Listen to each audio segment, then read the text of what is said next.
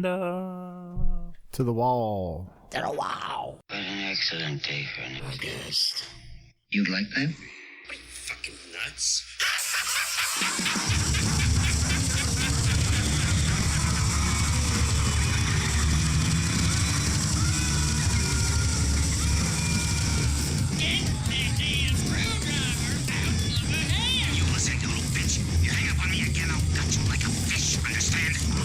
I want you to pray to your God. I want you to pray that he comes and saves you. Do I look like someone who cares what God thinks?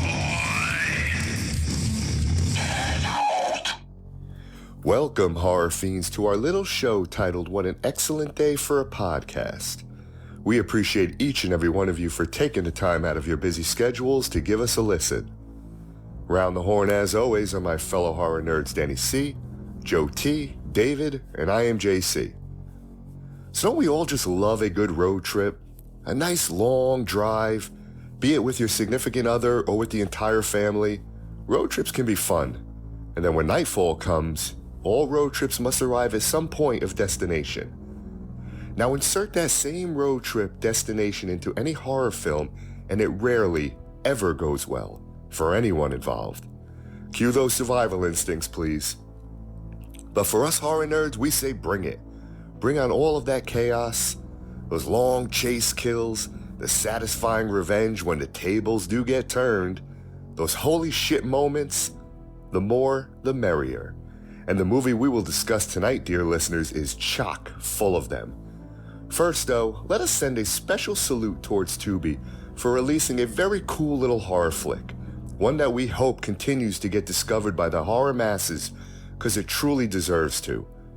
After multiple viewings, because we really dig it, the nerds will finally discuss what we believe to be one of the top of the list horror movies once we close the door on 2024. The Tubi original, Lowlifes. And within this episode, dear listeners, we promise a special little treat for everyone involved. Wait for it now. So grab those chocolate bars, fire up those grills, and by the way, I want mine medium rare. Let's talk some damn horror, shall we? Great intro, guys. Wonderful intro. How's everybody doing? Doing good. All right. Doing good. What have you guys been up to I swear I tonight? missed that shit when you were in Ireland, man. The rant. The epic fucking rant. Yeah. At least you warned me. Did you did pick a movie.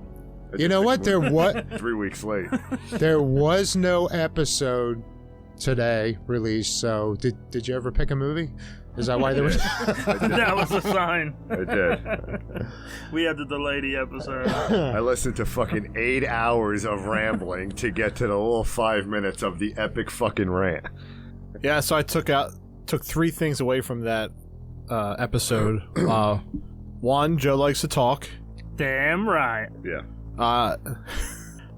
Number 2 is Dave didn't trim any fat off that episode. No. And he called bullshit on me because he cut out 22 minutes apparently. Yes. And number 3, JC needs to pick a fucking movie. Yeah. So that was I did, but I did mention the movie you ended up picking. Yeah. So okay. yes. Inside. Yeah. French Extreme, baby. Yeah. So we don't like Blumhouse. Last time I checked. How was Night Swim, Danny C? I heard you watched it. It was very enjoyable. Is your favorite of 2024? It's close to it. Okay. Yeah. Top 2. 8.2 supposedly. I heard. Yeah. He didn't want to tell us yet. Yeah. I think I'll hold that for the year in review, and I don't want to spoil it for anybody, but somewhat when I saw the preview for it, I was like, okay, I wonder where this is going to go, and then like 2 minutes into it, I was like, yeah, bad idea. So, but I watched it. I was a trooper. I wanted to do my research for the year, so Streaming on Peacock? it is streaming on Peacock. Okay. I'm sure Imaginary is going to drop soon. I can't watch that fucking thing. So. I can't wait for that one to see it God. again. I want to see that. Fucking bear. I can't wait to not watch it. So I watched I think this is good. This should be a new thing for us now. Like, what'd you fucking watch from the last time that we... I watched Lowlifes again. As did I. We'll be talking about that movie. I watched Infested on Shudder. So, Amazing setup. Listen, I have arachnophobia, severe arachnophobia, and the spiders most of them were real. They were fucking creepy as fuck. I'll give you that. But I'm struggling to understand the hype, I guess, on this one. And Yes. the fact that having the director win, having the director get hired for the new Evil Dead movie based off this movie, I was struggling with that. Not that the movie wasn't good, but I was looking for something balls to the wall, horror, blood, gore, holy shit, and they didn't really show anything. I was absolutely invested in the build-up. I liked the beginning. I liked everything. Once the shit hit the fan, I caught myself like spacing out. Yeah, there wasn't a lot of Like it wasn't until the last 5-10 yeah. minutes that I started paying attention again. Yeah, I didn't. I don't know. I expected more. I guess the hype. Everybody was fucking hyping it, and I don't know. Maybe it'll be like this movie that we're gonna review today, Lowlifes. Right? You watch it a second time, and it's fucking amazing. Like late night. Like late night with the devil. Yeah, for me. Was Yeah, but much those better are than two movies that we liked to begin with. It's true. It went from liked to True. liked more. So is this the gentleman, Sebastian Venasek? Venison? Venison? I don't know. Venasek? Let me get closer to my mic here. Yeah. Is this the gentleman who's going to be doing the next Evil Dead? He's gonna be doing the next Evil Dead. Yeah, spiders were fucking creepy as fuck. Was this subtitled? Yes. Yeah. The French movie. Oui, oui. Oui, oui. That's You why guys love them French movies. That's why I said it was Rec, but French Yeah. and with spiders. Yeah. I was thinking about that too when you said that. It's like And about 20 minutes too long. could have been shorter. I just wanted more blood. I wanted more I wanted to see the. It was basing more off the fear of spiders Yes. than anything. I wanted to see the aftermath of the spiders. Was there any spiders crawling around in the mouth? Yes. Yeah, there was some spiders crawling around, coming out of the mouth. That was the one thing I wanted to do to my dad. You know, he would pass out after dinner, and then he would be like, and his mouth would be open, and I wanted to throw a spider in there Yeah. to see what would happen. A rubber spider or an actual spider? Actual. Well, rubber might kill you. Yeah. Yeah. Don't want to choke on that. Well, I mean, you're not gonna. Digest the good shit. It might have a good taste to it. Yeah. Did you ever see Borat? The sequel to Borat? The baby, I got stuck. I swallowed the baby. And then they go to the the family clinic, and she wants to get the baby taken out, but he doesn't understand it. It's a plastic, fake baby that she ate off a cupcake. So Borat takes his daughter there, and it's an uncomfortable scene with the doctor. But yeah, I go real thing. Borat's sidekick too was in a movie about a scoople. Yes. If I recall, he was a surgeon of sorts. He was. Yeah. That poor fucking dog, right, Joe? Yeah. What? They found the leg. He had 3 legs. So what'd you guys watch? I started getting through the Hell House quadrilogy or whatever the hell you want to call it. Yes. Yeah, I fell asleep during the third one a couple times though. Shame on you. Sinful. I enjoyed the second one. It gets a lot of hate on Reddit, but and the first one's great. I rewatched it again. I'm looking forward to Carmichael Manor. You haven't seen Carmichael Manor yet, right? I have not. You guys have talked about that one. Fucking Oh, you haven't seen it at all? No. I really liked. I've watched Carmichael Manor about 3 times now. I really like it. Oh, it's great. It's great. It's just as. I mean, the first one is the best, but it's right up there with it. And I got to watch part 2 in the same dining room on the set because I went to the Waldorf Estate of Fear, which is the Hell House Yes. Hotel. The Abaddon. And I fucking loved 8 hours. Escape from Hell House. Got to do Q&A with Mr. Cognetti, the director. Got to meet the dude, hang out with the dude that was taking his fucking eyeball out of his eye. He was there. How many Cognettis are involved in that movie? Yeah, there was a lot. I gotta ask him about that. There, you know, I think there's a little family gathering there. But did you put out a casting call for, or a crew call for all the Cognettis in the world? Or But it was great. It was great. It was Escape from Hell House. I hung out in the basement. I toured the clown was everywhere. The fight. It was amazing. It was amazing. Had a great time. wait, who was there? That fucking clown was there. Oh, all right. That fucking clown. So Escape from Hell House, they shut off all the lights, and you're with a flashlight, and now you have to. And this place is like difficult. There's secret rooms and shit, and you're just walking around, and like I was the fucking podcast guy, so to like make the podcast guy go first. So I had to go, and there was one part where just like the movie, we're in this room upstairs, and we turn the staircase, and there's the fucking clown just staring at us at the bottom of the staircase, and the only way to leave is to go down that way. So I had to go first.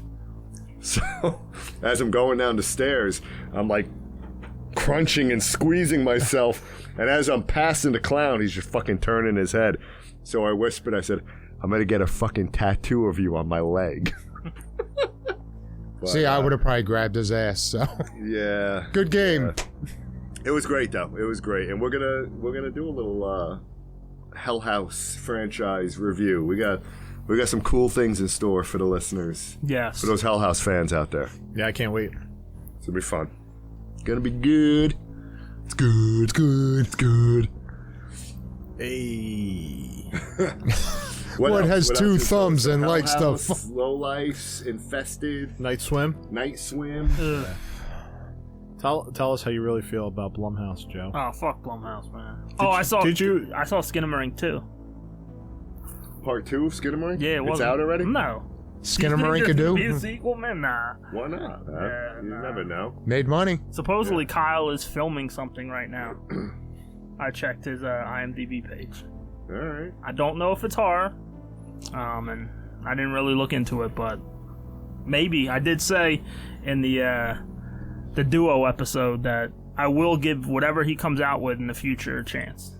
The It can't be worse than shit-talking Skinamarink, episode. obviously. So Give peace a chance. He's working on a new movie called Mares Eat Oats and Does Eat Oats. Little Lambs Eat Ivy. I watched Hell House. I finished watching 2, and I never saw 2 completely through, so I watched 2, and then we watched the third one, and I was okay. I enjoyed 2 better than the third one, but third came full circle with the story. Yeah. So it was good. You got a lot of closure to the Hell House franchise. If they would have ended it there, it would have made sense. But Carmichael's a prequel. It's the origins. yeah, so, yeah. Well, prequel, cool. Sequel. Yeah. Yeah, it's like the final destination, right? Yeah. You mean Final Destination 5? Sure. But yes. Even though they're coming out with a 6.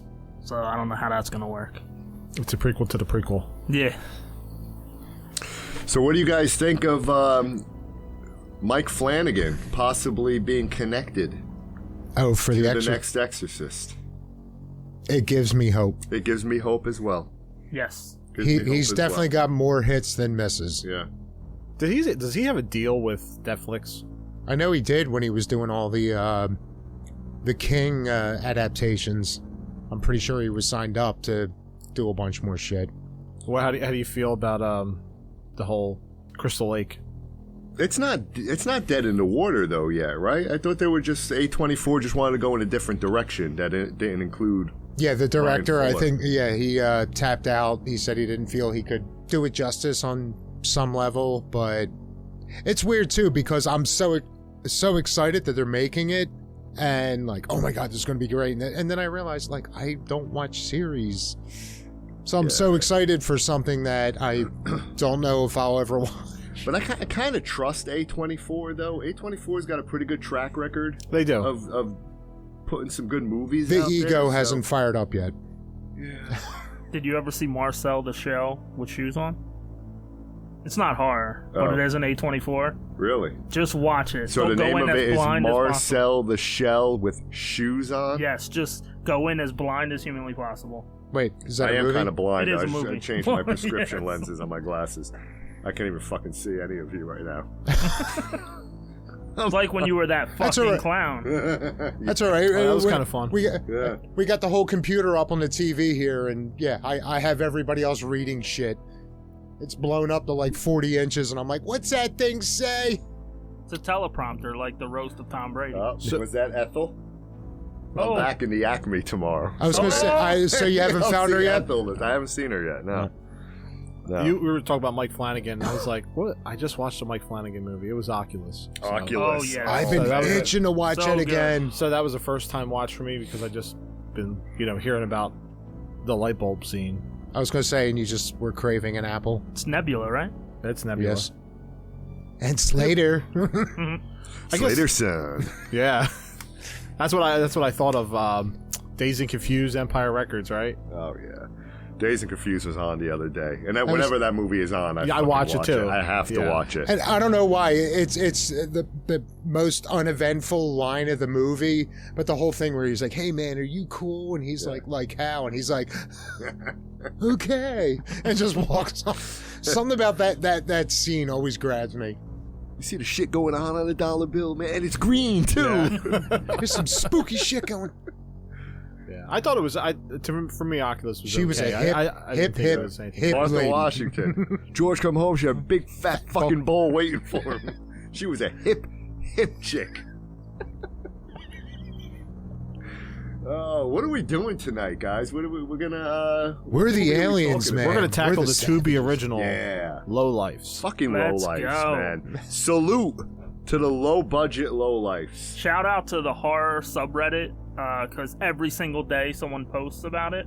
So it's clearly picking up steam. Yeah, I mean, we're gonna get into it, but It's bravo. fucking fantastic. I'm shocked Bravo. because for a while now, I shouldn't say shit talking, but lately I've been taking a lot of shots. Like anytime we'd reference a movie, and I'd always be like, "Yeah, it's like something you would see on Tubi."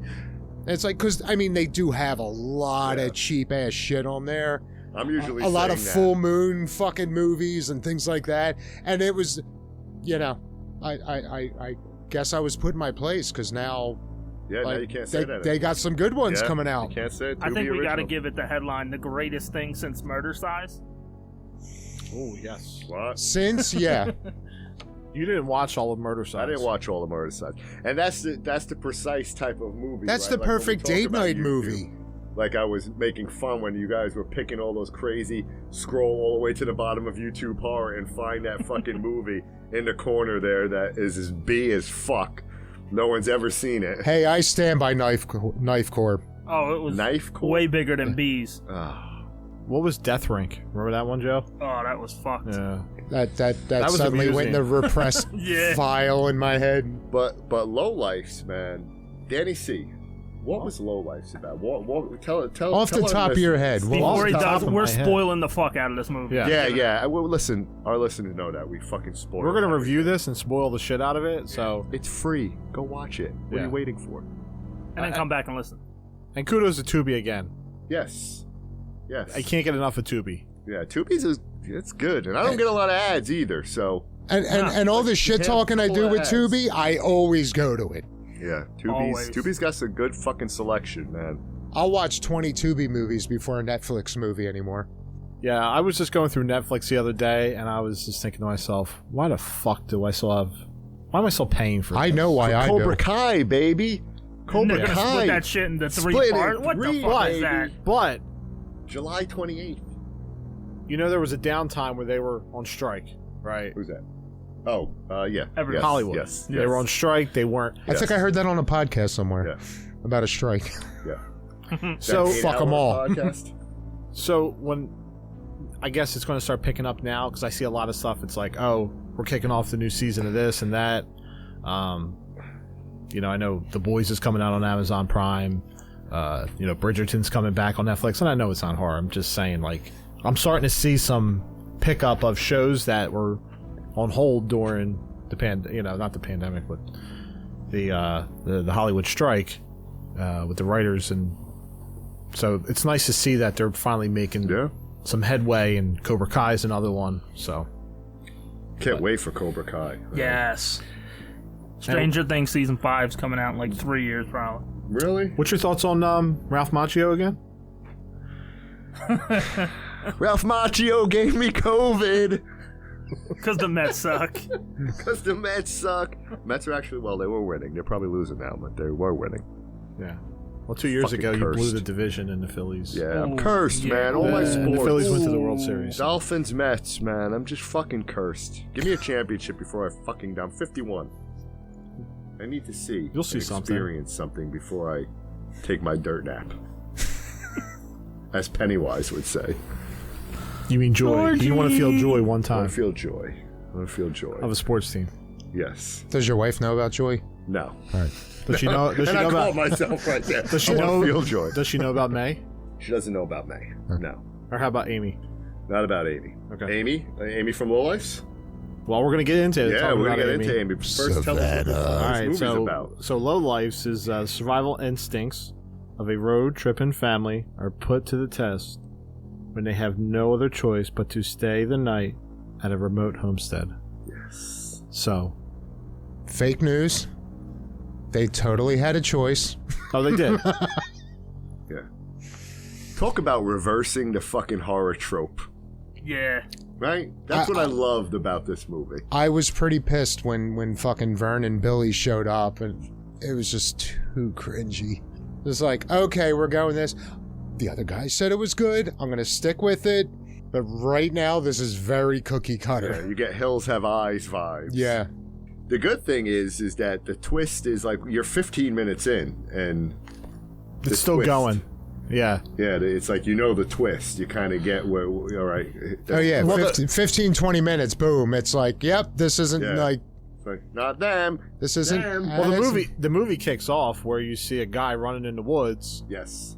and then basically gets knifed from behind, falls to the ground, and then drug away. And title card. And title card Bravo. pops, comes up, Bravo. and then into the movie. Better than Evil Dead Rise title No. card? No. It makes you think it's going to be a who. That is number one of all time. You started throwing shit at me.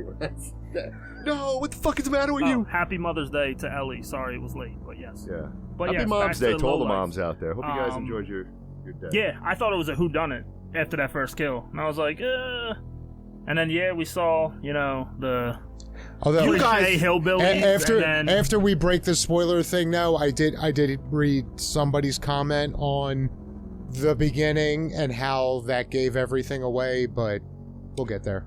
well, one thing I want to say real quick.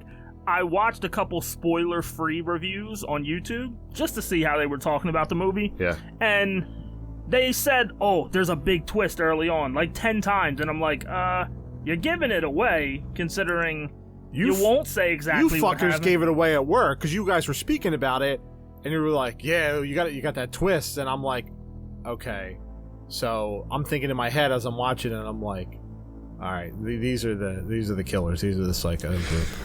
But See, luckily I watched it when you two were just praising it, but Did they didn't give go it away into any because of the content. jacket and the buttons on the jacket? The first kill at the beginning, even before the title card. Because when I was watching it a second time, Which as he's killing that person, slicing their throat, you could see he's wearing almost not like a suit jacket, but I was thinking, does the jacket give it away somehow? Is that the connection?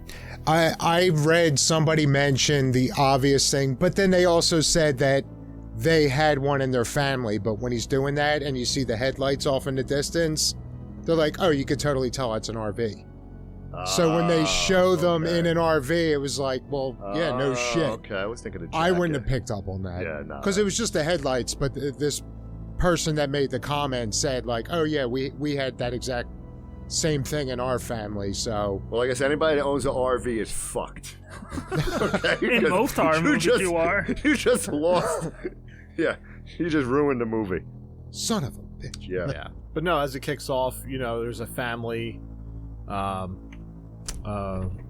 just kind of traveling in the RV, and Very, like, uncomfortably, like, oh, we're gonna play Mad Libs, and, I was just waiting for them to start, like, singing, like, Kumbaya or some shit. so you got the husband and wife. They have a son and daughter. They run into. It was at this point the nerds received the call from Jeffrey himself, Josh Zaharia. Hello, you're live on WFAP. New horror. Hey, What's going on? we were just talking about you. Oh, nice. Yes. How's everyone doing? All right. Well, how are Josh you doing doing? well. man? What's going on? Thanks for sticking around, even though we had that little hiccup there. Oh, all good, all good. Thank you so much for having me. So we got a special treat tonight. He was in Superman and Lois. He was in The Boys, and in my opinion, a breakout role of Jeffrey in the Tubi original that came out last month, Lowlifes. Mr. Josh Zaharia. Welcome. Thank you so much for having me. Yeah, I'm excited to be here. So how'd you get your start, man? Yeah, I mean, for me, I think I've always loved movies and especially making films. Like I used to, like back in the day when I was younger, I would have these action figures and I would make my own little short films with my action figures, my toys, and I just always, I don't know, I've always connected with movies. I loved watching them, especially the behind the scenes, going on YouTube, learning about the behind the scenes, all that stuff. And so eventually one day, my parents, they were like, you know, why don't you give it a try? Start it off with commercials, see what happens. And that's exactly what I did. And then eventually that led into film and TV. And I mean, I love it, you know, and it's what I want to do for the rest of my life. It was, you know, it's just so much fun. That's awesome. I played with wrestling figures when I was a kid, and I definitely didn't transfer into becoming a professional wrestler. So, hey, I mean, you can always follow your dream. You can still make it. Why not? You know. So Josh, are you a horror fan? You know what? I'm not the biggest horror fan in the world, but I do love, there's a few horror movies that I like. I've never really delved deep. I don't like the idea of getting scared, but there are good horror movies. Like for example, The Black Phone that I watched a few years ago. I went in with zero expectations and then with a few friends, and then it was just a blast. I mean, I wouldn't say horror is my genre that I specifically gravitate towards, but when there's a good horror movie, there's a great horror movie, and I love a really good horror movie. Absolutely. Yeah. Good choice. For sure. Thank you. Yeah. What'd you think when you were handed this script to Lowlifes? You know what? I think it was interesting because the script, Lowlifes is so different from any other horror movie in that it subverts your expectations. You know, you kind of think one thing is going on and then it has all these twists and turns. And it was exciting for me just reading the script to be able to see all those twists come in and how every character comes into play and how they subvert the expectations of the horror genre in really cool and creative ways. And so I think once I finished reading the script, I went up to my parents and I was like, this is something special. And I think that's something, even aside from the script, like when we were filming, we knew we were making something special, something different, something people weren't used to seeing. And so we were all excited to make Lowlifes and to bring it to the big screen. Yeah. Yeah, that was going to be my next question. What did your parents feel about you playing psychotic cannibal? You know, yeah, they were surprised, and I think what they told me was, you know, this is an exciting role. There's a lot of things you get to do with this part, and if this is going to help you reach that new level as an actor, then absolutely go for it. Because Jeffrey, he does a lot of stuff, you know. He does. There's a lot of range in that sort of what he has to do in the story. And so I think when, you know, especially they were interested in how those scenes were going to be filmed specifically, you know, with all the gore and the blood and all that stuff. But I think what calmed them down actually was when I worked on The Boys, because The Boys is also an extremely violent show. And so the way things were handled on set there, you know, I think they were very reassured with that experience that things would be similar with Lowlifes.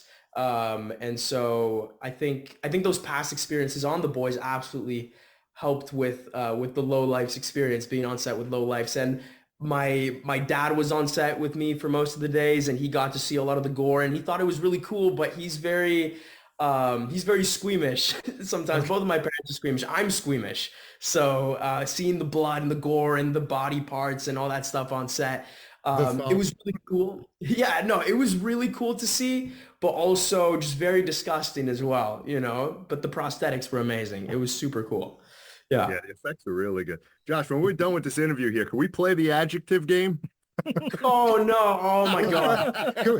You know what? Come on, you're at a safe distance, so you know you're. Let's play the adjective. No, exactly. Yeah. No, I mean, hey, I'm always down for the adjective game, but that was such an interesting component, and I thought it was cool that they bring it back in a few parts of the movie. They keep referencing it. It's like a cool little thing that Jeffrey does. Yeah. Sure. Let's play the adjective game. Of course. Yeah, it absolutely added to the whole effect of this is just your basic nerdy family. Right. No, again, it kind of subverted that little extra there. Absolutely. Yeah, no, and that was such a cool thing too. I think everybody, especially part from the Manning family, our road tripping family, I think everybody was very excited to play those two parts to their characters, you know. They're sort of upper class, tidy, sort of, you know, innocent version of themselves, and then also the psychotic killer cannibal versions as well. So I think we were all very excited about doing that sort of duality. Just as actors, we all thought it was super interesting. Yeah. Yeah, there was that split second right before with Billy there.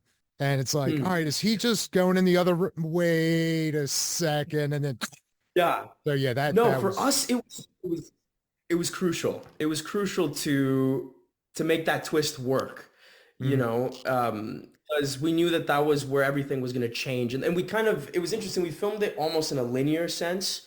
Okay. We filmed all the RG stuff and everything at the very beginning of filming. And then we finished off with the house and all the craziness that happens in that house. And so, yeah, it was really interesting. We knew that it was going to be super important to do that part justice. And I mean, I think everybody crushed it. What I always found super funny and super interesting as well is how when Jeffrey, or when I'm killing Billy, it's like the rest of the family is so nonchalant about it. You know, it gives us a hint of how they've done this before. Yeah, it's just a Wednesday afternoon. Right.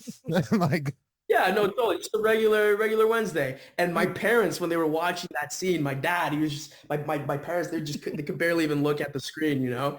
I could barely look at the screen. For me, I'm so squeamish, like I can't look at blood. So there's so much blood in Lowlifes. So your parents playing he's your son, playing that game. Yeah, you know, I didn't give him that side. I didn't do that. Yeah, I didn't raise him that way. No, I think my dad took all of the gory, like he was on set with me for all of the gory, violent stuff because my mom is like, I just can't look at the prosthetics. I can't do that. And then my mom was there for kind of the lighter days, you know, just the scenes where we're, you know, cooking, we're just having a barbecue and stuff like that. My mom was there for those days. And then my dad was there for all the gore and the, you know, the fighting and all that stuff, right? And so I think my parents, they got to see two very different sides of the movie. Yeah, it was just a really exciting experience for my parents too. I mean, I think they always like to come to set and see all these different characters that I can play, and they love being on set for every single project that I do. Because every project is different, and every project we learn something new, and everything it's super exciting, and we work with great people. So yeah. I mean, they nailed it. So thank you. Yeah. And Josh, you in the beginning of the movie, you know, we were introducing your character. You're the excited teenager. You know, you're getting into cannibalism. You know, it's like you're still learning from dad, and dad's trying to teach you. Yeah. And mom, and it's like, calm down, you know, you shouldn't eat that raw, you know, you're not immune to the system. Sure. And throughout the movie, it's just like, you're excited. You just start doing your own thing, and your dad's like, I got to go make sure you got to calm him down and everything. So, you know, for me watching that's cool. That's the excited young kid, you know, just going off, and that's what teenagers do. They do whatever they want. They want to try and do their own thing. Yeah, this is dad's thing, but Jeffrey is ready to carry the torch already. Dad told him stay away from Big Mac, and he went after Big Mac anyway. That's true. I didn't follow the directions. Yeah, no, I think Because Jeffrey, the whole movie, he wants to kind of gain his dad's approval. Yeah. But he's so reckless. He's just not there yet. He's not as meticulous and as well planned as Keith is. And so he keeps making mistakes throughout the whole film that lead to some serious consequences for literally everybody involved. So yeah. I got 2 children and I got one of them. Oh. That's the same way. Let me go make sure that, my one daughter, I got to go check on her so she didn't get out of hand and go calm down. So, and the other one kind of plays by the rules a little bit. Right. The other one plays by the rules. Exactly. So what was in the chocolate? What was going on with the chocolate bars? It's, I mean, that was just the sneaky way that the family weakens their victims. And so, it was cool. I mean, we had the Bim Bams, the prop chocolates that I was holding a bag throughout most of the scenes. I mean, I'm holding a bag of chocolates, and I was always carrying around those props in my pocket. They just kind of lived there. And so yeah, I thought it was interesting because it just shows more of that world of it gives us more, like, without saying too much. I mean, it just shows us that this family's been doing this for so long. And obviously the youngest member of the family, right? The youngest member of the family, Jeffrey, he's going to be the one holding the chocolates, because why would you say no to a kid, right? Yeah. The chocolates. What could he possibly do? Yeah, what could he possibly do? He's just an innocent kid, right? And so I think it just makes so much sense, and it makes the script so much more clever because of that. Yeah. And it wasn't until the second watching that I realized, like, the first half of the movie, you got him. Like the first time it was just like, oh, he's offering chocolate. The second time it was like, he's just ready to distribute at any moment. Yeah, no, because it's just, what's so interesting about Lowlifes is you rewatch it and there's all these new details that you pick up, these little things, right? And it's super interesting, and giving it a rewatch is one of those things that makes that movie so special. It has that rewatchability factor. Yeah, the director should have had like a golden ticket in the chocolate bar, right? Little nod to Willy Wonka. Oh man, I should have talked to Mitch and Tesh to see if they wanted to add that. That would have been so good. Yeah. What was it like working with the rest of the cast? Were they new to this genre as well, and being cannibals and being grossed out? I mean, do you have anything Yeah, I mean, everybody was great. Everybody was amazing. There were some of us who already worked on other horror movies, such as Elise, who played the mom. She's already been in horror films such as Ready or Not, for example. So she had some experience in the horror genre. Richard Harmon as well, with Paranormal Activity. And so you just have people who know the horror space. It was so much fun. It was so much fun. I mean, one of those standouts that somebody I really liked to watch act was Matthew McCall, who plays Keith. He did an amazing job, and I get a lot of scenes with him. Like we talked before, Jeffrey wants that validation from his father, and it was really crucial for both of us to sort of play that father-son dynamic. And so I think, I mean, everybody crushed it. I mean, even the Hillbilly family, for example, everybody was working on their accents and everything. And some people, like Brenna, who plays Savanna, she stayed in her accent throughout the whole shoot. Or I think Cassandra as well, who plays Julianne, they stayed in their accents the entire time. And it was, I mean, everybody was such a joy to be around, and everybody was so much fun. And even though sometimes the filming was very grueling, I mean, we would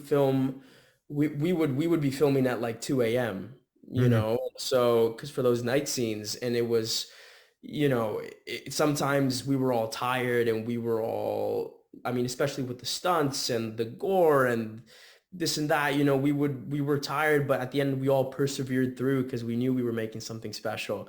One story that I always remember is the Big Mac fight scene with the Daily. We were out there super late. I mean, I think it was freezing cold, and we had to do this big fight scene, and what time was it? Like 1:30 a.m. We were all tired from a really long day of shooting.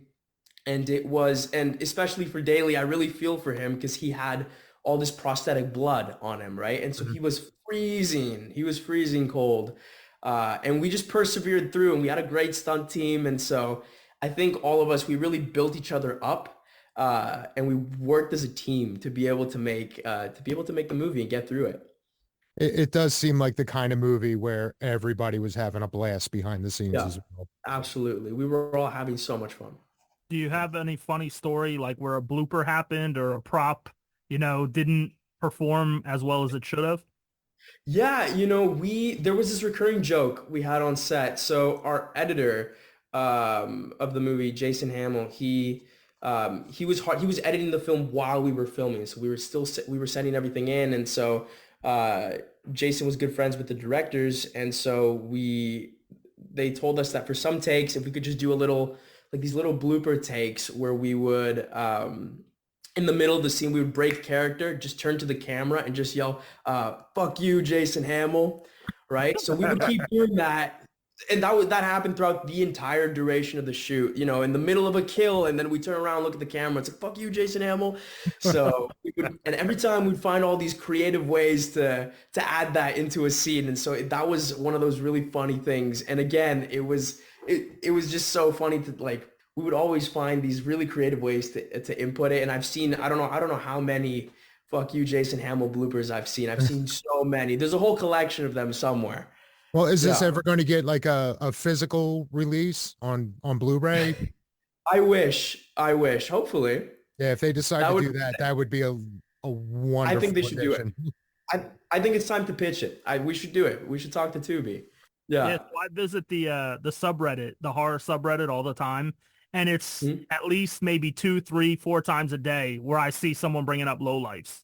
And I visit that all the time. And even like the big budget horror movies that get in theaters, I never see a movie talked about this much in such a short period of time. Like, hopefully the word of mouth spreads so many more people can see this movie, because it really is one of the best ones so far of 2024. Oh, wow. No, that means a lot. Thank you. I really appreciate it. I'm sure everybody else in the production appreciates it too, because we put a lot of hard work into it, and so we're just excited that people got to see it, let alone that they love it so much. And it has, I also went online. I've seen such an amazing reaction towards it. And so I think that it just feels good to know that we put so much hard work into it, and that horror fans love it just as much as we do. And I think for the horror fans out there, this is different. Sometimes everything is always the same. And it is a pretty basic, story or plot. It's just so many twists put in it to make it just original enough. Right. It goes against the horror trope, right? Yeah. So you would think one thing and then it becomes another. Exactly. Savanna was badass. I mean, she would have been a fantastic, I don't want to spoil anything in the end. She would have been a fantastic final girl, but she was almost like Katniss Everdeen in the Hunger Games with that bow. With the arrow and everything. Yeah, with the bow and arrow. That's what I thought. All archers are the same. She just, I got a little Hunger Games vibe when I was watching her. And that was another thing from the rewatch. The first time it was like, it sucks that he had to go out so, I almost wanted to say easily. And then the second time around, I'm like, no, she fucked him up pretty good. Yeah. Like, I'm like, she just choked him out. But then it never fully sank in. Like, you got your hand scorched, you got the boiling water to the face, and then you got choked out. Exactly. But no, yeah, I think that scene was so much. That scene was one of my favorite scenes to film, 100%. Because it was my own. I think it's the only time in the film where I actually get prosthetics on, the burnt face, and the choreography. I mean, we practiced it a bunch of times, and so that was one of those super, super fun scenes to shoot. And by the end of it, I mean, me and Brenna were just exhausted, right? Because we did it over and over and over again. And it is such a short scene, right? And it's intercut. It's intercut with Matt and Richard's fight scene. Like another fight scene going on with our fight scene. So it is a really short scene, but it was really grueling to shoot, but it was so much fun. And I really liked the end product of it too. It was so stressful when even though I know what happens, I was watching the movie on the edge of my seat with the editing and everything. I was really stressed out, So yeah, that was super fun scene. Now, was there like a I guess like a preview? Like, was there like a cast and crew sat down and watched the movie before it was released, or is this something that everybody saw after it was officially released? Unfortunately, there wasn't like a cast viewing where we all got to sit down and watch it together. That would have been really nice. So the final edit and all But was. yeah, So yeah, watching the exactly. final edit, it wasn't until it came out on Tubi. Yes, yeah. So we didn't really get to see it until, I mean, we saw bits and pieces when we were filming, sometimes they would show us a little bit of the footage that they were editing, and that was really exciting. And then we did a bunch of ADR in which is I'm sorry, do you guys know what ADR is? It's like when a line isn't recorded, like the audio isn't too well on that line Correcting on the day. dialogue and So you go back. Exactly, yeah. So you go back, you re-record. So in the ADR sessions, we saw a little bit of what was going on, what was being made, and so. But I know at least I didn't really get to see, and I think nobody else did. But we didn't really get to see that final product until it landed on Tubi, and we watched it just like everybody else. Josh, I know you just turned 18, so happy birthday. Yeah. But thank you. I think it's when you look at your resume, you did Superman and Lois. You had a part in that. A Million Little Things, The Boys, and even Resident Alien. These are 4 big network shows. How awesome is that? I mean, at your age to get that under your belt. I mean, what's it like? I mean, it's just to have that. You're so diverse in your roles that I think it's pretty awesome at your age at 18. Yeah, it is really awesome, and I'm just so I'm just so humbled that I get to be a part of all these amazing projects. And I'm a huge superhero fan, for example. So being part of TV shows like Superman and Lois, The Boys, those are dreams. That's really a dream come true. And I mean, it is really awesome. And I'm so every time I go to these to go on set, I'm so excited to tell these stories, right? And I mean, every time I look back at it, I'm just thinking like, wow, this is so exciting, and this is what I love to do. And yeah, it is. I mean, I think you just said the word. It's awesome. It's really awesome, and I mean, there's really no word to really express it. It's amazing and it's exciting, and I just can't wait to keep working on stuff. Is there anything upcoming that you're working on or going to be start working on that we could look forward to seeing? There is, yeah. I mean, so in June, I have there's a TV show coming out. I think it's the second season of Billy the Kid on Paramount MGM Plus, and so I'm playing a recurring character on that. It's a Western, so that's a completely different genre to the horror genre, but that's something very exciting as well. As an actor, you get to play all these different roles, and so now it's time to tackle a Western, and so. There's the Western, and then in December, I have a Christmas movie coming out, right? So which is going to be very exciting. Is it Terrifier 3?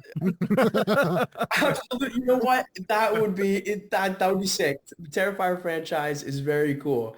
And so it's again completely different. And one of the funny things is I worked on this Christmas movie, Bring Back Christmas.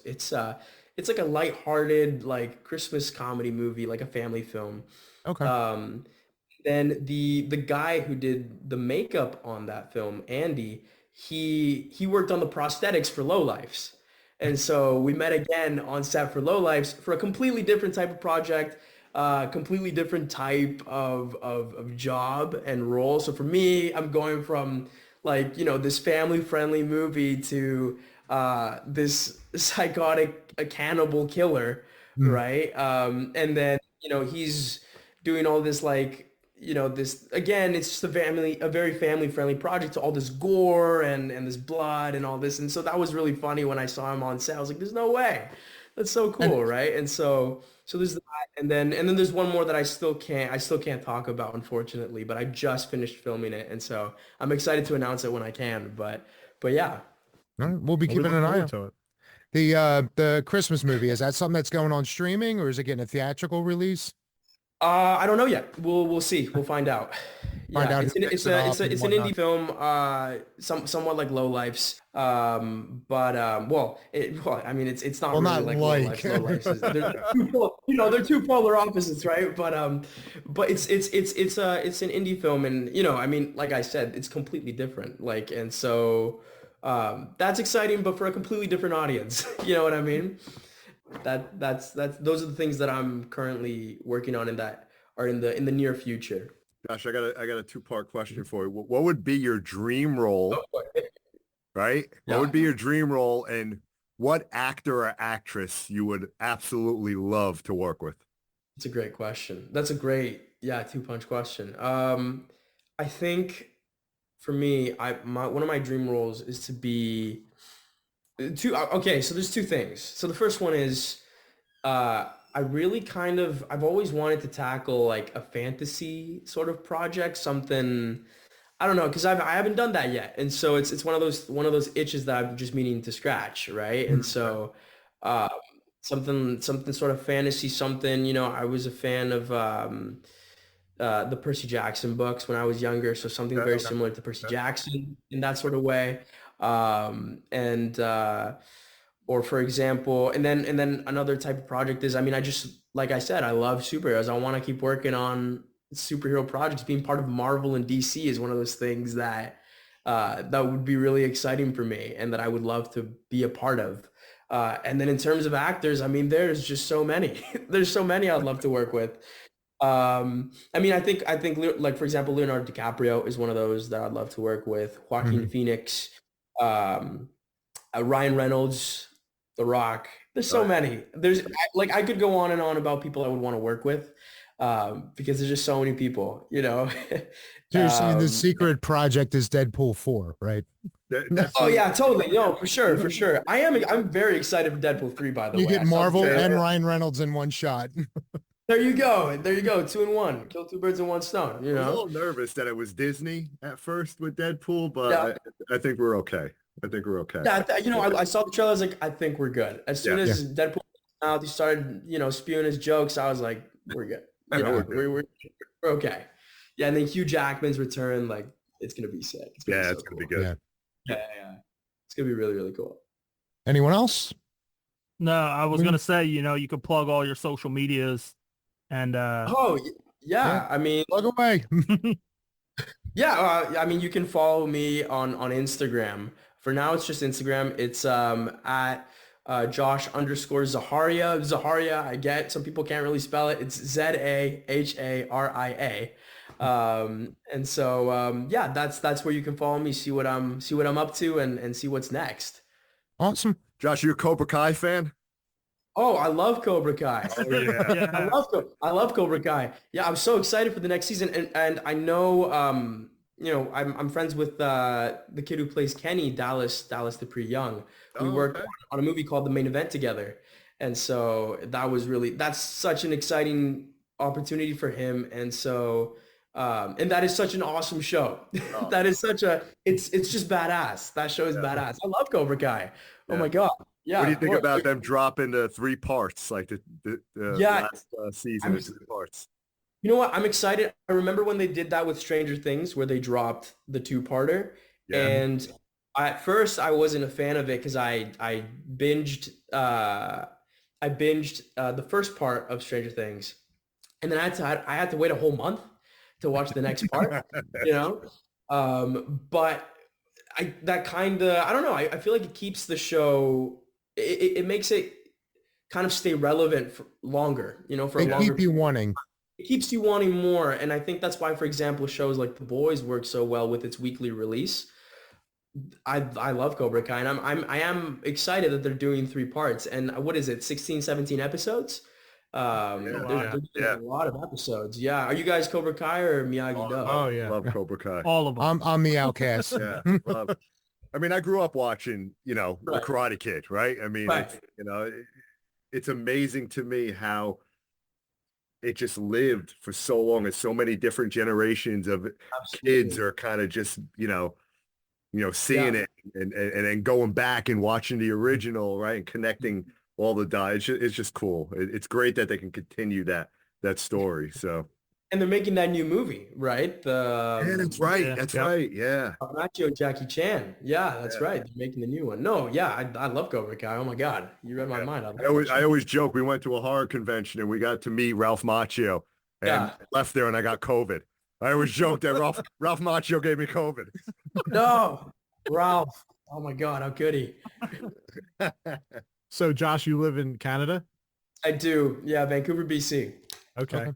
What does an 18-year-old do for fun in Vancouver?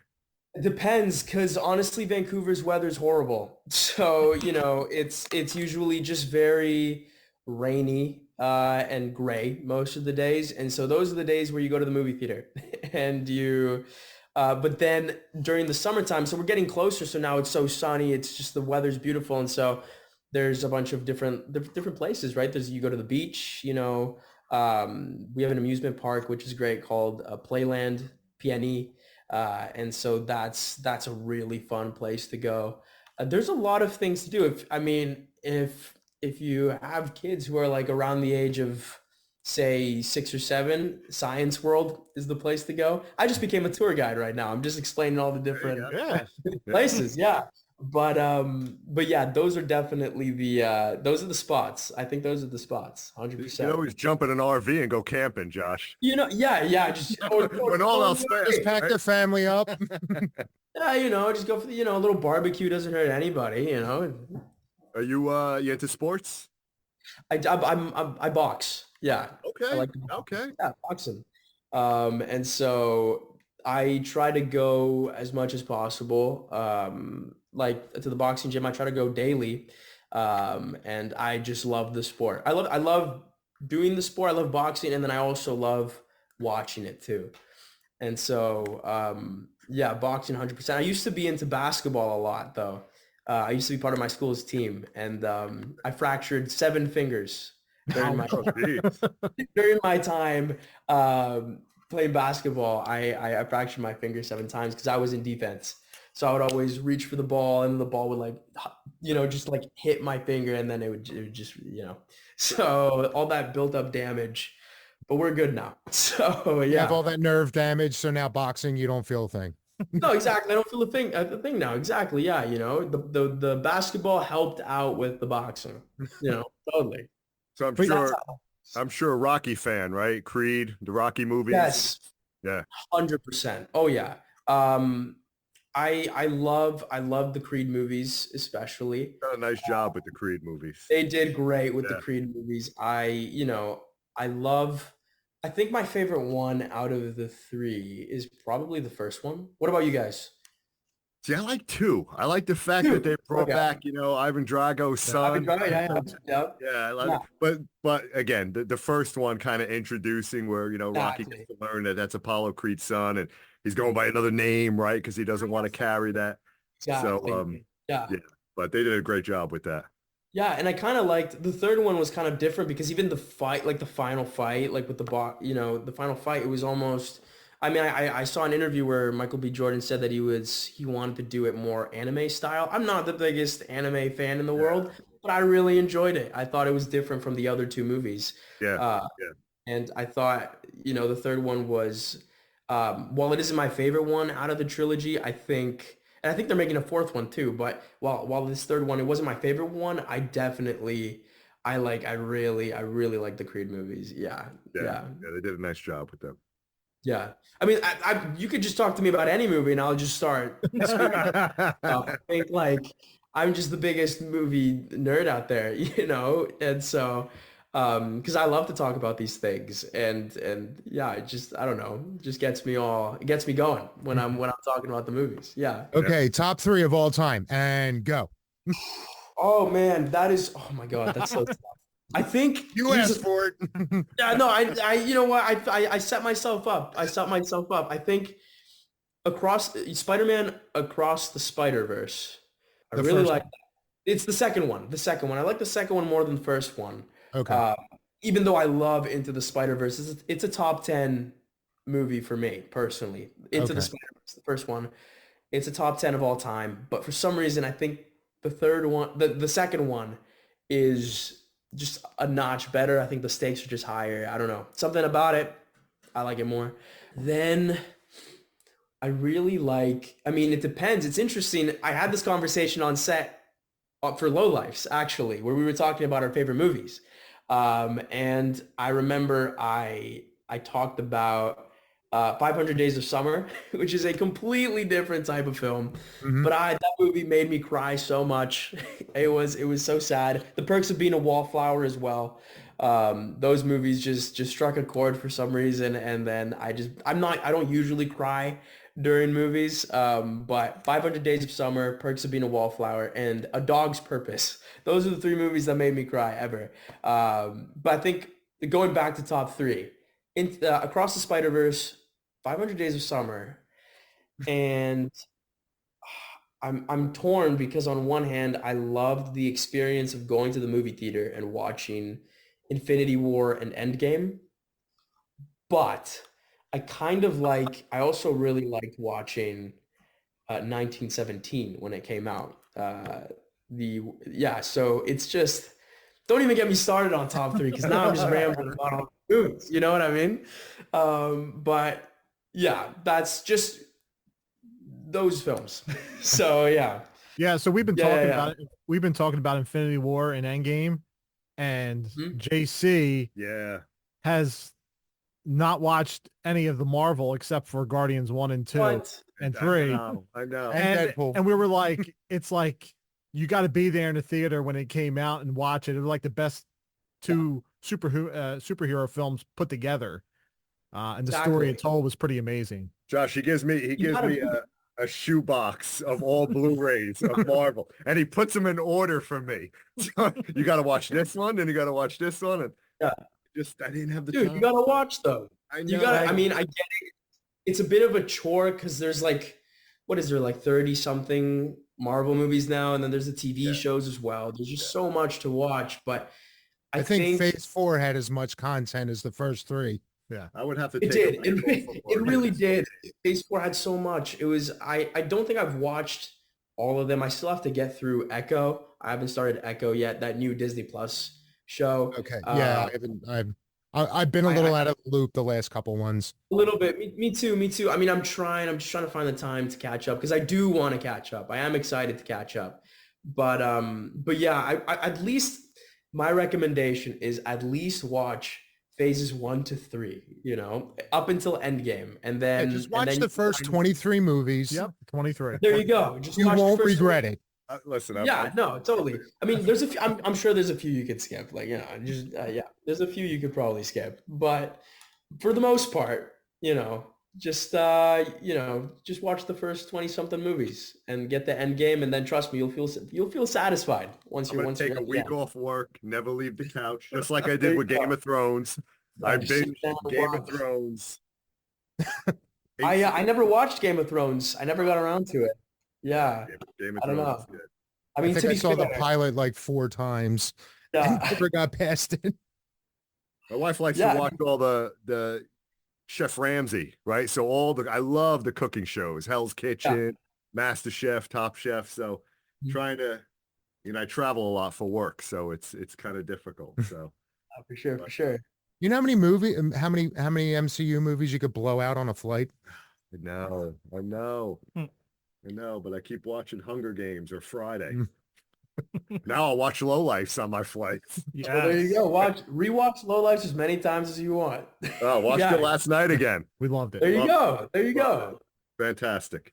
Yeah, no, it's what I think what makes Lowlife so special is just because it's different from other films. It uses those similar tropes, but it's different enough to the point where it makes it special. But yeah, and it's a short film too. It's like an hour and a half, So yeah, it goes by pretty quickly.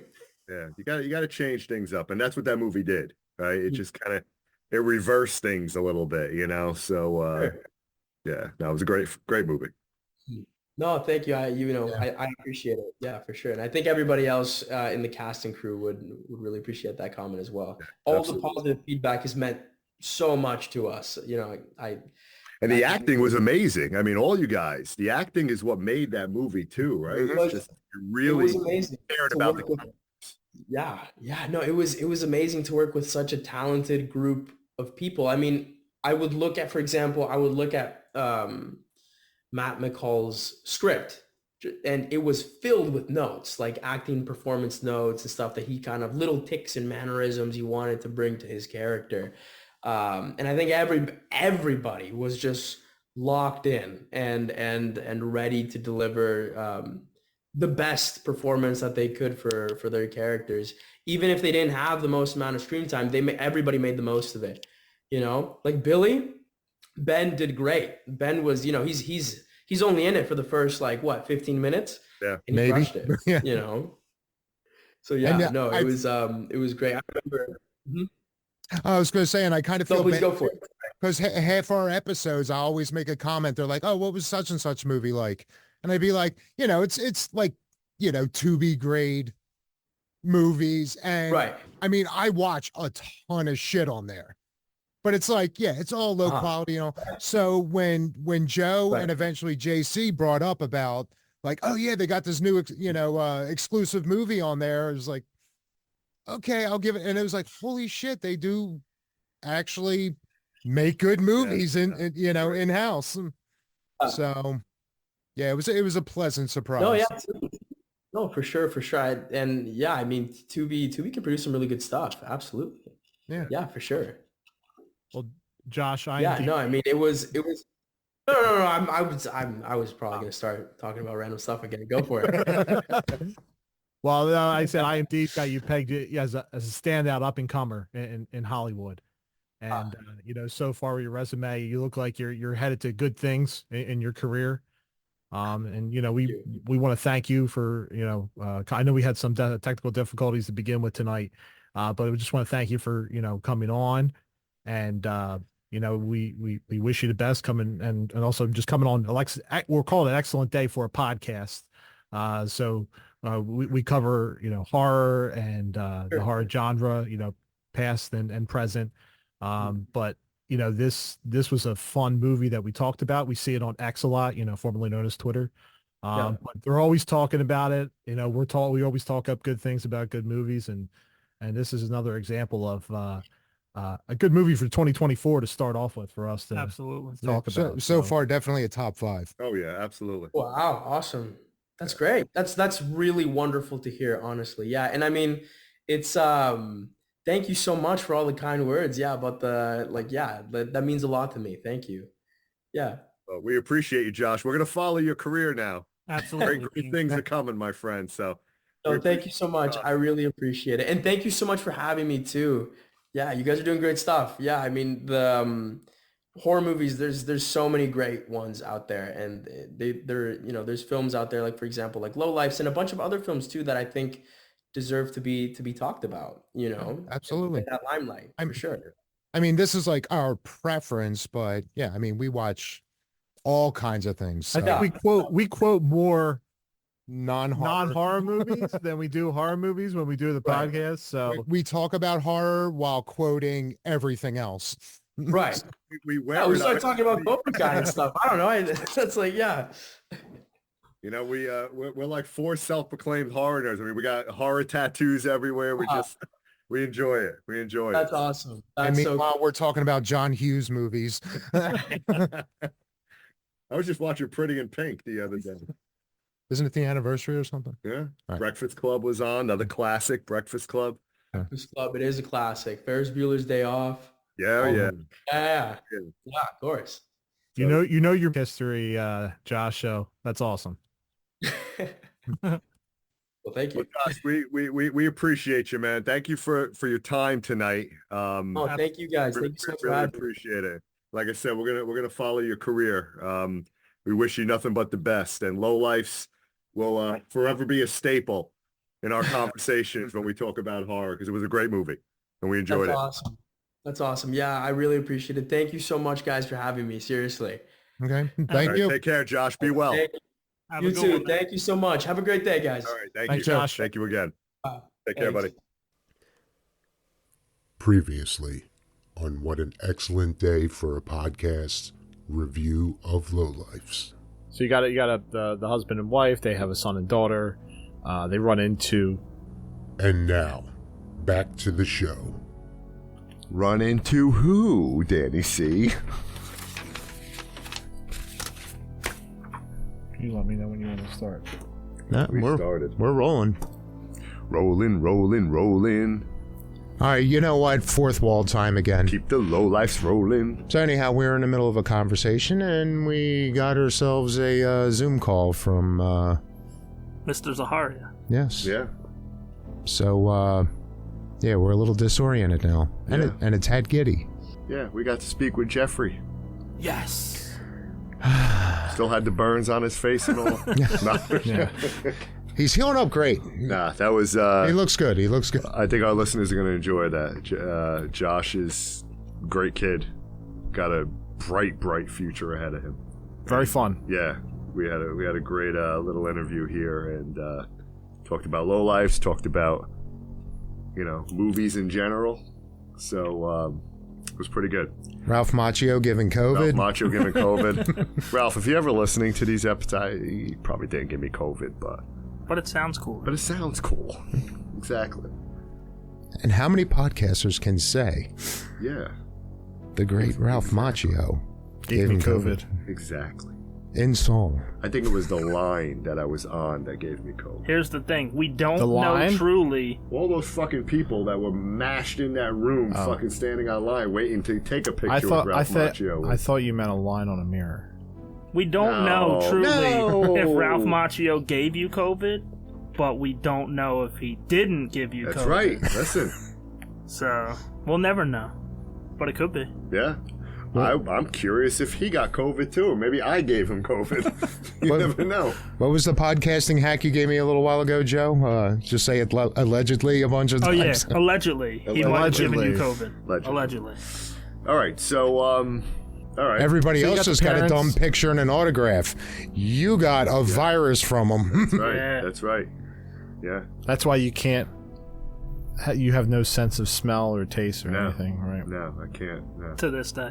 To this day. I would fucking lose. He allegedly in this house. Allegedly. I would lose my shit if I could. Fuck! We forgot to ask him about Skinamarink. No, that's okay. I'm glad we didn't. No, he wouldn't have known Skinamarink. Yeah, no. That was a Canadian movie. What if he would have said, you know what, fucking Skinamarink was great. Joe would have hung up. I would have had no words.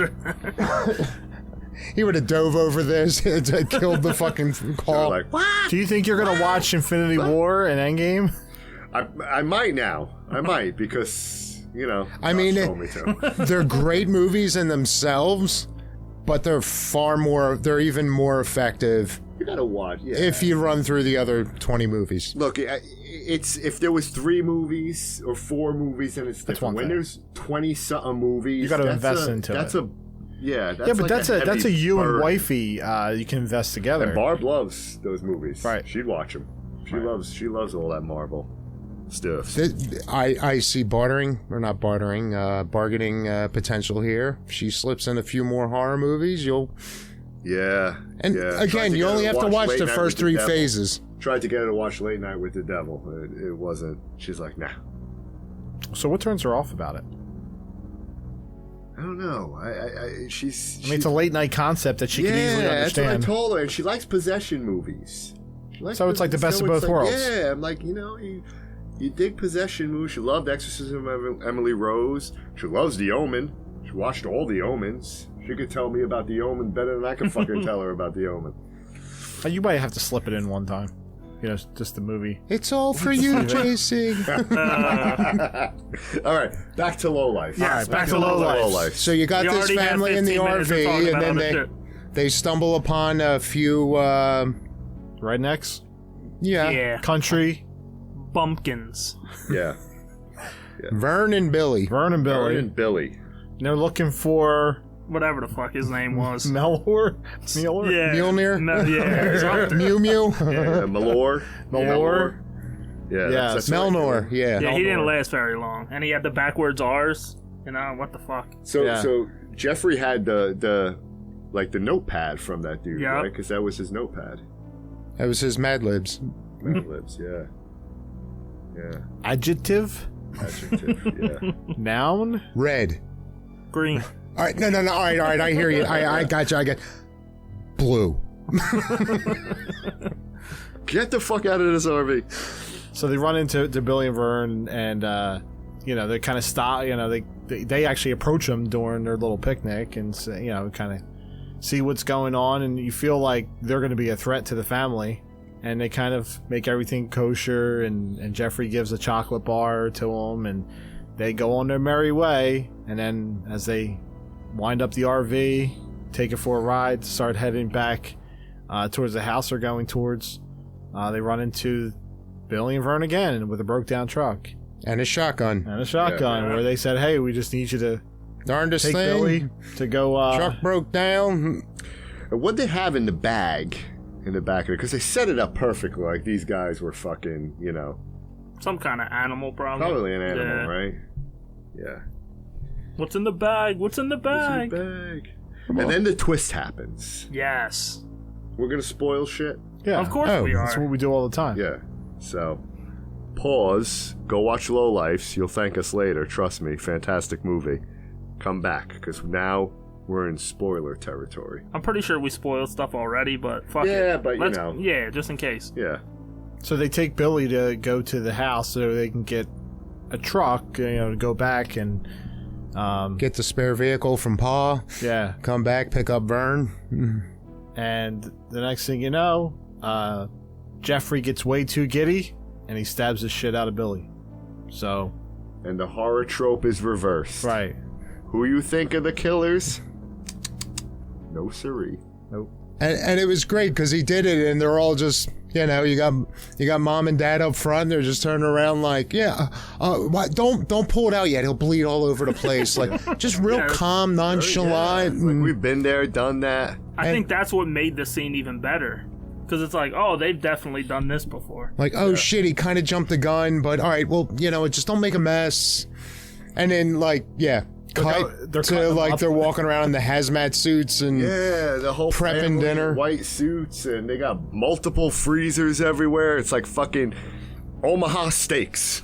And then right after when that happened, I was like, oh shit, so that means they were eating them in the barbecue. Oh shit, they're the ones that killed the guy in the beginning. And then it's like, okay, because that first they were the ones eating Mjolnir. Yeah, big time. And it definitely didn't slow down as the movie progressed, for sure. Yeah, because then they just continued over to the house, and they got let in. Yeah. They were kind of playing it, this is who we are. Billy told us to come here, and, they're out looking for Mjolnir. Oh, Billy. Hey, Savanna, right out of the gate, she was like, she knew, she was leery about them. Right out of, she's like, this fucking family, look at them. They're a bunch of fucking yuppies, and they're out in Nowhereville. And just off. It's like you don't normally see the family that just shows up at your door like that out of nowhere. No, but I mean, off. Julianne was a little cunty towards Savanna. Yeah. The old man had his two girls there. Like, he was excited. Like, they haven't seen anybody for a while. So, come in. We'll have you here. We're fixing up dinner. And his two daughters, and they kind of prepped. The one girl, Savanna, right? She's an archery champion, and you can see that she's Katniss practicing as they're making their way. Double cut clips to her, with the bow and arrow, doing her best. She's got those magical fingers. Daryl Dixon impression. Piano player too. She started playing that melody from Hell House with Hector. Yeah. Yeah, so basically they spend the whole entire time, conversating, and Savannah's like poking to say, well, their story doesn't really make sense, and they're just happy to see people. See, now part of me was thinking though, especially on the rewatch, I wonder if that twist would have been more effective if they went through the dinner and the piano scene, like kind of left you on edge a little, like maybe cut to where they didn't kill Billy. Although it was a great scene, but maybe they just cut to them getting to the house and maybe in a flashback showing what happened to Billy. But I feel like if they went through the dinner scene and just made it more on edge, like what are these people going to do to this, West Coast family, and then they snapped. And let's talk about the dinner scene for a second, because you get 4 additional people that show up. She made a lot of fucking spaghetti. When you think about it, right? Because their plates were full. Meal prep. That was the only thing she knew how to make, right? They just seemed to get that all the But time. like, how much spaghetti are you making for like? Maybe that was just like for the week. They were just gonna have spaghetti. I mean, they live out in the middle of nowhere. They probably grew their own noodles. Yes, but I was like, look, kudos to you. You always worry, right? That you're gonna have enough food. She had fucking plenty to feed another family. Yeah. Of cannibals. You just have to bring yourself to dinner. Yeah. You don't have to bring any food. That's true. And it's funny because they're sitting there eating, and it's like even the like it's meatballs, foreign, they were kind of like almost shady about. Like they're sitting there like beef. Yeah. Yeah, you see Jeffrey's like looking at it weird. What'd you Trying guys to think eat of it. the effects in this movie? Oh, I thought they were great. They were great, right? The arrow to the throat was amazing. Man, See, that was probably my least favorite one. I mean, it was still great. Like, they were all great. But that one, I just felt like you almost saw a little too much of it, like, protruding out the front. Like, there was a prosthetic that was packed out, but... Yeah. So it was like the first Friday the 13th. Yeah. Only 44 years later. It was a little Jenny Ortega. Not to an extent with the shotgun. No, it caught me off guard. It caught me big off time. guard. Yeah. I mean, there was no, like, shotgun blast sound that gets you to jump like X did, but and again on rewatch it made sense that was the point to do it. Yeah, because she was struggling with, I mean, the mother was kind of struggling with. Well, that's what I wanted to get to, is that you got Keith, who's the father, right? Yes. And he's trying to get the family on board. You know, he's got the wife, like, this is his tradition. This is his tradition. This is his hobby, is what his daughter called it, Amy. You know, he's got his son Jeffrey. He's trying to, be proud of him. Like, calm down. You're gonna get there. He's working with him. He's got a wife who is hesitant, right? So she's on some medicines. She doesn't know how to react to certain things. She's getting a little too soft for the practice. I'm guessing it's probably depression or anxiety or like something to ease her mind for, like, yeah, almost as if she's not proud of who she is. Right. Like she's in, but and Amy deep was down like that too, a little bit. Amy was kind of Amy. She's got some type of a relationship going on, right?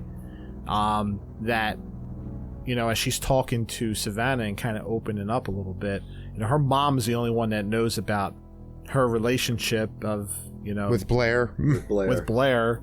But the dad thinks is a boy. Is a boy, but no, it's Blaine. Not. Blaine's the boy. But it's a major appliance. It's not a name. She wants to be herself. She doesn't want to be involved in this. She just wants to live a normal life as a kid. She don't want to have anything to do with this. Yeah. Her mom's the only one she can confide in, and her brother knows about her relationship, but the dad doesn't know about it. So as she builds this relationship now, they're all kind of given tasks like, all right, Dad, you're going after, the old man, and yeah, they assign kills. You're going after Julianne, and Amy, you're going after Savanna, and Jeffrey, you got a Big Mac, right? So no, he told him not to touch. The father told him, don't touch me. I mean, Jeffrey was just full of piss and vinegar, man. He was ready to go. He was like, fuck it, I'm taking him down. And, he was poisoned already from the chocolate. Yeah. So, he wasn't at his strongest self. And that was the other thing I was talking about, too. Like, as far as the poison, and I'm sure it was just meant to, like, get the point across. Like, yeah, they're drugging them in some way to make them more vulnerable, to make them an easier kill. But then I was also thinking about, like, yeah, if you think more literal, like they're giving them some kind of poison, like, does that cook out before they eat it, or are they ingesting poisoned meat? That's true. So yeah. I guess I'm just taking issue with that one word, but it was the simplest way of putting it, that they put something in there. Well, the dad was concerned that Big Mac had too much salt. It's like, nah, perfect. Perfect. Yep. Cuckoo. I like how they had the one scene where Big Mac goes outside and he's throwing up, and Jeffrey's out there and he sees it. Oh, this is my opportunity to go jump on him, right, while he's vulnerable. and he's making all this ruckus out there, and you know, the dad's going in to go take out the old man with an axe, and he's like, wait a minute, what's going on? So he pivots and goes to the window and sees that Jeffrey's going on, and at the same time he's doing that, the old man wakes up. Oh, guess what? We're gonna have to take you out, splat. Fuck. This isn't how I wanted to do it, but... That was the other thing, too. It didn't look like him, but yeah, the old man, all I kept thinking about was Herschel. Yeah. Like I say, it didn't look like him, but yeah, some country old man, like, sweetheart, and... Okay, I think Herschel went out a little more epically, but... And that was another, almost like an old school effect, too. When he turned around to take him out, you just saw the swing, you saw the splatter on the wall. Yeah. I love that the sisters found out at the same time, basically. Yeah. Right? You know, like, Savannah was in the RV, and she found Big Mac, right? So she saw all that, and then... Julianne saw the eyeball. Because Amy liked the eyeballs. That was her favorite. Yeah. And she dropped it in there. So she was trying to roll a joint. The father ate his own. Yeah. For Christ's sakes. That was pretty classic. Yeah. You still got to feel a little pain. I mean, you're taking out your eye and then you're eating it. It's like, you know, at some point you got to say, ow. Ouch. I just played it off as it's one of those, like, you're so crazy. I mean, not to compare a gem like this to Freddy's Dead, but when they were doing the flashbacks of Freddy when he was like a teen or whatever, and Alice Cooper comes in, starts whipping him, and he's like, the thing about pain is, you know, once you learn to master it, you stop feeling it. He was just that level of crazy where he didn't feel pain. I just kind of chalked it up as something like that. As soon as I watched that scene, you know what it brought me back to? Brought me back to summer school.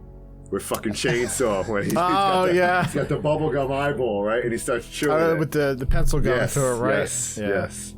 Who was in that movie? And we got more for tomorrow. Shawnee Smith. Shawnee Smith had the ruler in the mouth. Please. So, yes. Yes.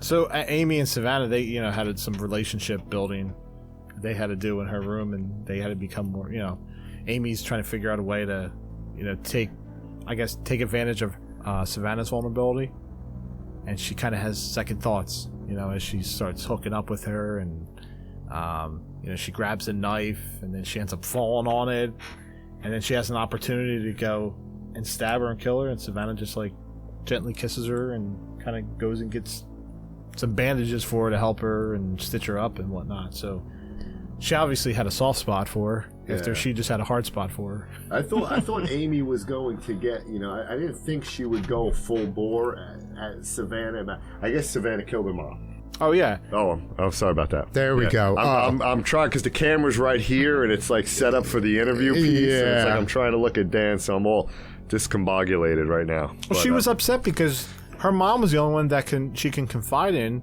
on, you know, basically being lesbian, right? Yeah. So she was the only one that would feel comfortable. Yeah. She didn't tell her father, but it ended up getting to a point where, you know... You think if she never kills the mom, that she kind of veers to She was definitely the one character...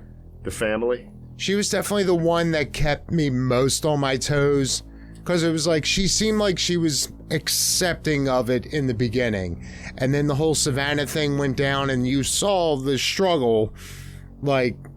She was kind of digging her, but then, yeah, she had the moment where she was pulling out the knife, and it was like, was this just a setup? The ending. The little fake out that ending, Savannah might survive. The last 5 seconds before that went down, I picked up on it. Yeah. I knew, like, almost I felt like if they would have put the cop responding to dispatch, even like 10, 15 minutes earlier in the movie... I felt like that was too soon, so as soon as I saw she was going to start toying with her, and they chased her outside, I'm like, this is where the cop second pulls up. She said, run. Run, rabbit! Oh, no, this is not going to end well for you. But I was frustrated because I thought Savanna would make a fantastic final girl. She was badass. Yeah. She was badass. And then I'm saying to myself as I'm watching, I'm like, where the fuck is Amy going? You have an RV full of body parts and freezers. You got blood all over you, and you're just cruising. And that's what I was saying about, like, I wasn't sure Where are you going? where she was coming from, because then again, it sounded like she was gonna, maybe she'll be the one to facilitate, like, the remaining ones to escape. She might, turn around, run off into the sunset with Savanna. But then, I guess after Mom died, that's when she, like, went full psycho again. But again, like, now, yeah, all right, she's riding off into the sunset now. Like, everybody's gone. Is she gonna ditch the RV and start anew? Or is she gonna start her own thing? Tubi, we need Lowlifes Part 2. Are you listening? Do we know? Dave's getting me all interested. I want to see where it goes. I'm curious to see where it goes. Well, I don't know if I want a sequel, though. It's kind of like Maxine went off into the sunset. That's right? true. Yeah. And now we're gonna get Maxine. No, she went off Minx. into the sunrise. Yeah, Amy can, she could start Depends her own on if we little get cannibal Blair family. also, and it's like a duo. Yeah, she goes, picks up Blair, and they start their own little cannibalistic cult. The only downside to the movie was it was true, at least I felt, the exact same ending as Sissy from 2 years ago. And Sissy's really fucking good. Yeah, like, it was the cop fake out to where you think it's gonna go one way, the cop shoots the person. I mean, none of them are technically innocent, because they all kinda did some bad shit. So, but you expect Savanna to survive. Yeah. And I didn't mind the fake out. It's still a phenomenal movie in my opinion, but Although visually it did kind of remind me a little bit, just that whole busting out of the house, like that whole, what's her name, blows out of the door and Leatherface is right there and I just felt like that image came to mind. And when you think about it, this was home invasion. Yeah. Yeah. This was a home invasion movie when you think But about it. now the other one, if we ever do a show or a bracket or whatever the case is on Final Girls, Amy's an odd one. Because she's the antagonist, but she's also the final girl. Yeah, that's true. That's true. It's like maybe I said, a sequel would explain which way she would fall. What did you think about Savanna kind of like jumping into, obviously Keith, the dad, was trying to, kill him and feed him fingers, that she basically cut off the one sister to give to the other, and then realizes that her father doesn't know that his daughter is... She's a carpet muncher. Yeah, she's a lesbian. So now it starts clicking. And it's like she's using that against each other. Yeah. Amy and her dad. And they start having a battle with each other to the point where you got... The best quote imaginable. Oh, yes. I'd rather eat pussy than people. 100% if we ever meet her at a convention, that's going on the picture. Yeah. Yeah. That's the quote. Seriously, from here on out, if she becomes a star and she shows up at a convention, that is the one 12 line. Oscars later, we're going to be like, line. We want to hear about eating pussy. Just like Jessa Flux is... look at my tits. Look at my tits. And Courtney Gaines is... You shit on my house. Exactly. I still got to get a frame for that. This is always going to... That quote is always going to be tied to her, to Amy, and she's sometimes that's a good thing, then sometimes that's a bad thing, but that's going to be tied to her for the rest of her career. So technically, who were the Lowlifes? Well, they were. Keith specifically said, he's like, these are fucking lowlifes. Yeah. Even though Amy was like, they're just a family like us, and he goes, no, fucking LA people. Yeah. and kudos for the thumb in the eye gag. I never get enough of that. Right? I mean, Evil Dead, Night of the Demons. Anytime you can... Serbian film... Oh, wait, that wasn't a film. Definitely not. What'd you think of my intro for Inside? I didn't listen yet. I just assume greatness. I hint to it. Did any of you guys listen to it yet? I gave it a heart. Oh, you listen? I may have. I typically, as soon as they come through, I do listen to it. But yeah, it's been a fucked up couple days. Yeah, so. no worries. I go with full worries. trust. Yeah. I got it. And what you put together is usually greatness. I appreciate exactly. it. Okay. I appreciate that. Yeah, you left me when you were lounging in Ireland. I had to try to come up with some kind of intro. That was pretty good, though, Joe. He did a good job. Yeah, you did. Yeah. And he said, "Welcome, Harvin." Fuck those guys. They're not here. Yeah. Let's talk for 8 And then, hours. like 5 minutes later, I was Two like, guys oh on yeah, fucking it's Dave vacation. and Joe T here. Yeah. 5 minutes into it. It's like, cool, we're known as the two guys on they fucking didn't even say our vacation. names. Wow. I mean- JC and Danny C couldn't be here this week. They're doing other things that are Yeah, not they're fun. lounging. Yeah. The pain. The pain. Go away. The pain. No. They're having Cosmos in other countries. So, But also, too, the stab in the eye. That was pretty cool. So he got a fork stabbed in his eye, and he rips the eyeball out just so he can eat it himself, which was pretty cool. That also bugged me only because I know it was just a quick little, like, I got this, and she swung. For some reason, I felt like a neck shot would have been better. You wouldn't have gotten the eye gag out of it, but... the first time I saw this, I was like, when Amy and Savanna were making out, like, death was all around them. Everybody else was getting killed, and all the shit was going down. I'm like, you guys are kind of selfish.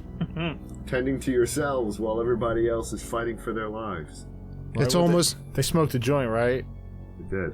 Calmed down a little They bit did. because she was getting all... That apparently she That laced with all Savanna kinds of didn't other know dope. That she smoked weed, too. So that was, Savannah let the cat out of the bag. She's like, you wanna fucking play with me? She's a lesbian, and she smokes weed. There you go, Dad. Yeah, you got to see just how old school Dad was. Oh, yeah. But also, too, you also got... I thought it was funny, just Jeffrey always, trying to do good to his dad. And I think he got the shit under the stick, and he's like, you're going to your room, wait until you get home, you're punished. And hands him a tongue. He gets out of the room, he goes, hey man, you deserve this one, so good job. I'll handle your mother right now. So yeah, he gives him and walks back in the room. That boy is sure going to get it. Yeah. Then he's based in the tongue and yeah. Jeffrey was. Josh played a great role, and like I said, he seemed evil.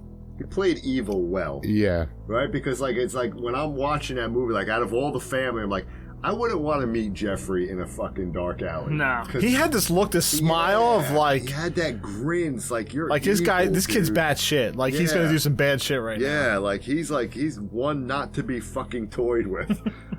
And he proved that with Big Mac, man. He sliced him up. So, we want to rank this. Yeah, start it off. Let's rank it. Why do I always got to start off the rankings? Because we want to know what you think first. First, you go on a All right, fine, I'll do it. And then I got a 6.5.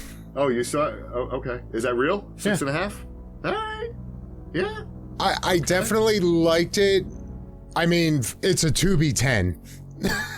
Yeah. Oh, yeah. It's probably the best thing on Tubi. But yeah, possibly another watch or two. I could go up to probably at least a 7. But right now, I'm going to go with 6.5. Like, I really liked it. Okay. What do you got, Joe? I'll probably go with 7. Very solid. Definitely, I've rewatched it already once. As long as it's on Tubi, I'll probably watch it a few more times. It's still early in 2024. It's definitely in my top 5 right now, but there's still a lot of stuff to come. It has a rewatch. Definitely a sleeper. Factor, right? Like, this is a movie that I can watch over and over again. Even though I know the twists and all that, it's just, like I said, the acting was great. It's still fun. It's a fun movie. Some nice gore scenes. Yeah.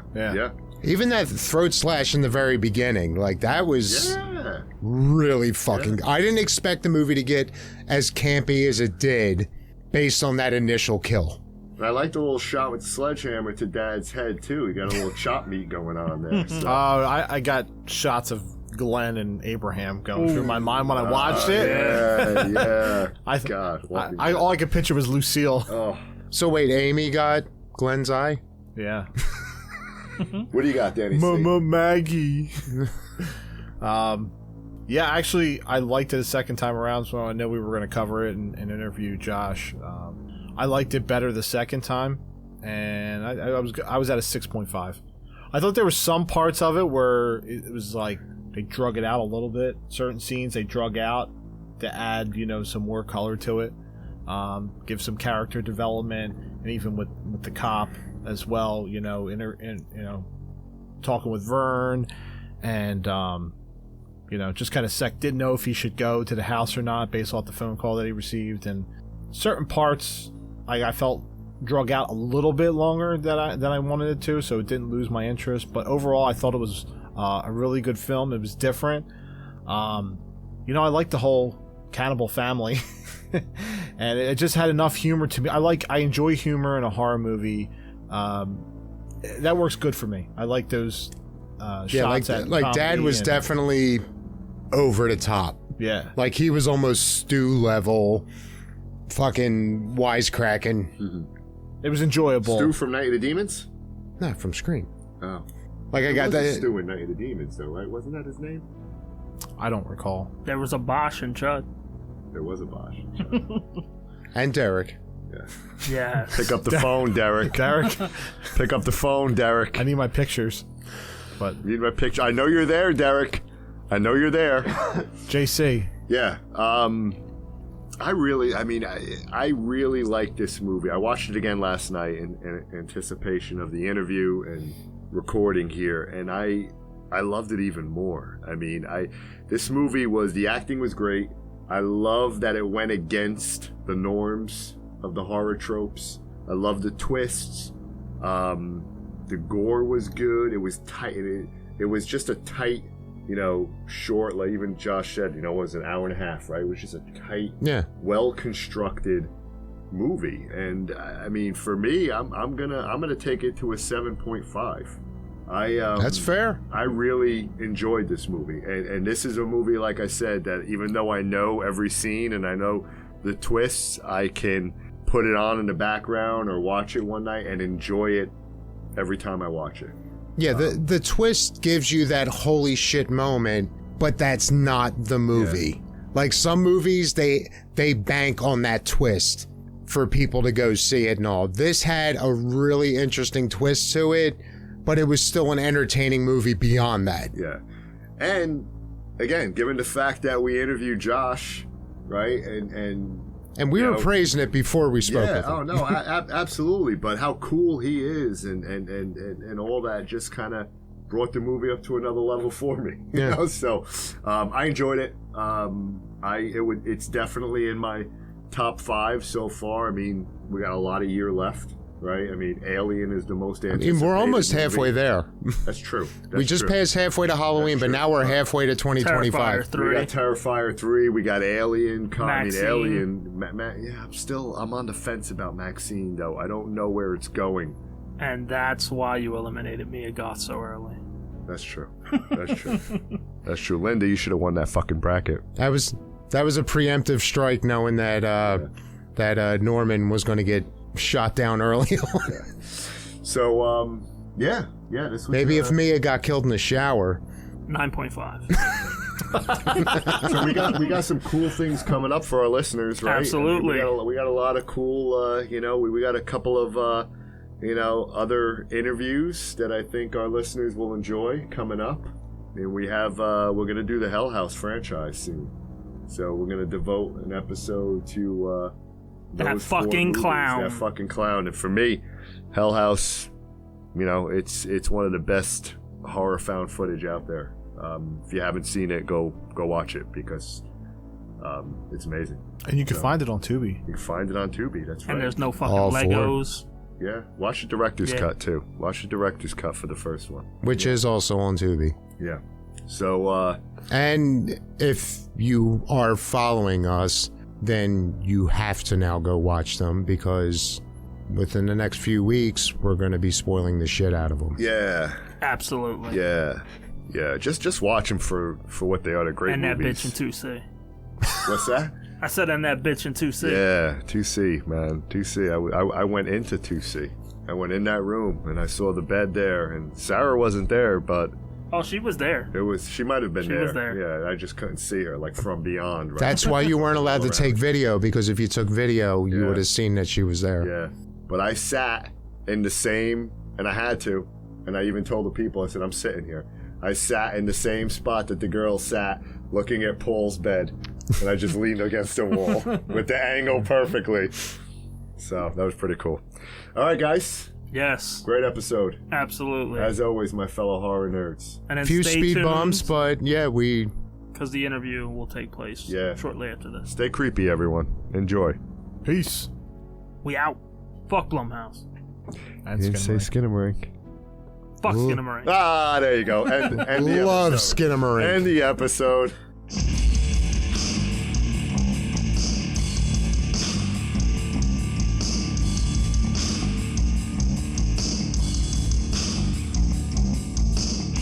Listening to What an Excellent Day for a Podcast, where we use the number 4 to save you time. Check out our entire catalog at excellentdayforapodcast.com. Also on Spotify, Apple, Amazon, Audible, and everywhere else you listen to podcasts. Have a question? Email us at excellentdayforapodcast@gmail.com. But guys, I want to interact on social media. Excellent. Dude, we did there. Follow us on Twitter at excellentday4a. Otherwise, search for What an Excellent Day for a Podcast to get our Facebook page, our group page, Instagram, YouTube, and our newly launched Twitch channel. Come say hello, share them all,